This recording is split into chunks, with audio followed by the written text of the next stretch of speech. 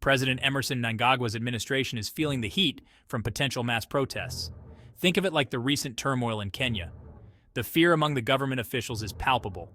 Just a few days ago, Acting Home Affairs Minister Jenfan Muswer issued a stern warning.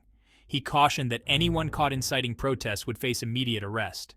This move isn't just about maintaining law and order. It's about clamping down on growing public dissent. Now, why is this happening? Let's rewind a bit. Back in mid-June, nearly 80 activists were arrested in Harare for allegedly gathering without official clearance. These activists weren't just meeting up for coffee. They were voicing their frustrations over the economic discontent and human rights violations in Zimbabwe. The situation escalated when the police used batons to break up a courthouse protest by opposition supporters.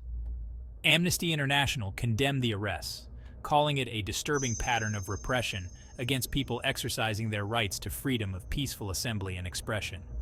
They even called for an investigation into allegations of torture while in police detention. President Mnangagwa, who came to power in a coup in 2017, promised democratic reforms. But these recent actions tell a different story.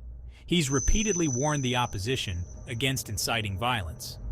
But the opposition argues that they're simply fighting for their rights. Outside Zimbabwe, the diaspora is also making noise. In London, the Zimbabwe Vigil continues to protest against human rights abuses. They've been doing this since 2002, and they won't stop until they see internationally monitored, free, and fair elections in Zimbabwe. So, what's next for Zimbabwe? The government's hardline stance signals more authoritarian measures, but the people, both in Zimbabwe and abroad, aren't backing down. They're determined to fight for their rights, no matter the cost. The struggle for freedom and democracy is far from over. Stay informed, stay engaged, and remember, every voice matters. Catch you in the next one.